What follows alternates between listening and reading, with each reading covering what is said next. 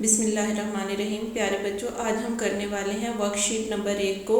اس میں ہم پڑھیں گے اس میں صفت اور اس میں موصوف کے بارے میں۔ صفت خوبی یا خامی کو کہتے ہیں۔ کسی شخص یا چیز میں جو اچھائی یا برائی پائی جاتی ہے اس کو صفت بولتے ہیں، اور جس شخص یا چیز کی وہ اچھائی یا برائی ہو اس شخص کو یا اس چیز کو موصوف کہتے ہیں۔ اس کی ڈیفینیشن کو ہم دیکھتے ہیں۔ اس میں صفت وہ اسم ہے جس میں کسی چیز یا شخص کی اچھائی یا بری حالت، اچھی یا بری حالت ظاہر کی جائے، یعنی کسی چیز یا شخص کی اچھی یا بری حالت ظاہر کی جائے یا اچھائی یا برائی کو ظاہر کیا جائے۔ مثلا اونچی دیوار، اس میں دیوار کی اونچائی بتائی جا رہی ہے کہ دیوار اونچی ہے، تو خوبی کس کی بتائی جا رہی ہے؟ دیوار کی، تو دیوار موصوف ہے اور اونچی صفت ہے، یعنی یہ اس کی خوبی ہے کہ وہ اونچی ہے، تو یہ صفت ہے۔ نیک لڑکا، اب یہاں پہ لڑکے کی خوبی بتائی جا رہی ہے، تو لڑکا موصوف ہے، موصوف کی خوبی بتائی جاتی ہے، تو یہاں موصوف میں کیا خوبی ہے کہ وہ نیک ہے، نیک ہونا اس کی خوبی ہے۔ اونچی اور نیک اس میں صفت ہیں، یعنی ان کی خوبیاں ہیں۔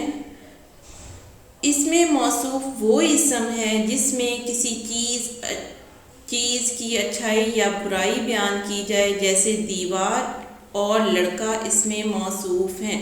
جی بچوں، یہ اوپر جو ہم نے پڑھا ہے دیوار اور لڑکے کے بارے میں کہ دیوار اونچی ہے، لڑکا نیک ہے، تو دیوار اور لڑکا دونوں موصوف ہیں اور ان کی صفت ہے، دیوار کی صفت اونچی اور لڑکا کی صفت ہے نیک۔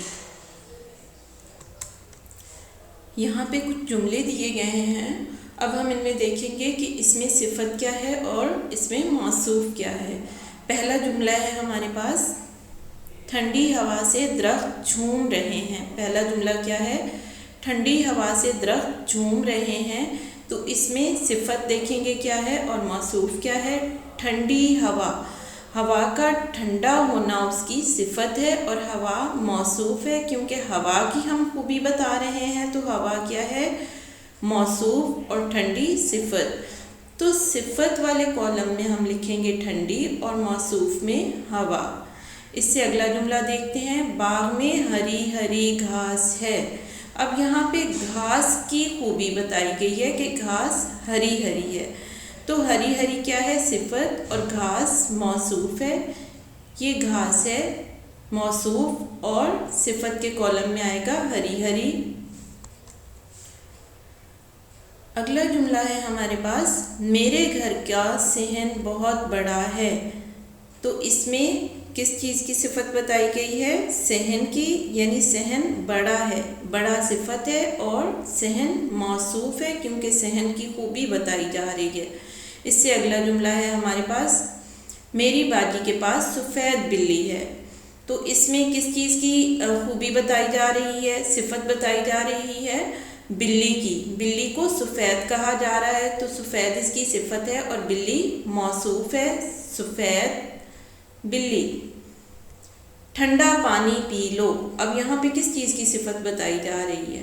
یہاں پہ پانی کی صفت بتائی جا رہی ہے کہ پانی ٹھنڈا ہے، تو پانی موصوف ہوا اور اس کی جو خوبی ہے وہ صفت ہوئی، ٹھنڈا صفت ہے اور پانی موصوف ہے۔ اگلے جملوں کو دیکھتے ہیں، شیر خطرناک جانور ہے، اس میں خطرناک کون ہے؟ شیر، شیر کی صفت بتائی جا رہی ہے کہ وہ خطرناک ہے، تو خطرناک صفت والے کالم میں آ جائے گا اور شیر موصوف ہوا کیونکہ اس کی صفت بتائی جا رہی ہے۔ اسی طرح آگے ہے، کیٹو کی چوٹی بہت بلند ہے، کس کی چوٹی بلند ہے؟ کیٹو کی، تو کیٹو کی صفت بتائی جا رہی ہے کہ وہ بلند ہے اور موصوف ہے کیٹو، تو بلند صفت والے کالم میں آ جائے گا اور کیٹو موصوف والے میں۔ گاؤں میں ہرے بھرے کھیت ہیں، اب یہاں پہ کس کی صفت بتائی جا رہی ہے؟ کھیت کی، کہ کھیت ہرے بھرے ہیں، ہرے بھرے صفت ہو گئے اور کھیت موصوف، کیونکہ کھیت کی خوبی بتائی جا رہی ہے۔ اگلا جملہ ہے ہمارا، احمد ایک ذہین طالب علم ہے، اب یہاں پہ کس کی خوبی بتائی جا رہی ہے؟ احمد کی، تو احمد کیا ہے؟ موصوف ہے اور اس کی جو خوبی بتائی جا رہی ہے کہ وہ ذہین ہے، تو ذہین اس میں صفت ہے۔ جی بچوں، یہ تھے ہمارے اس میں صفت اور اس میں موصوف۔ اس ورک شیٹ کو آپ نے یاد بھی کر لینا ہے اور اس کو لکھ بھی لینا ہے۔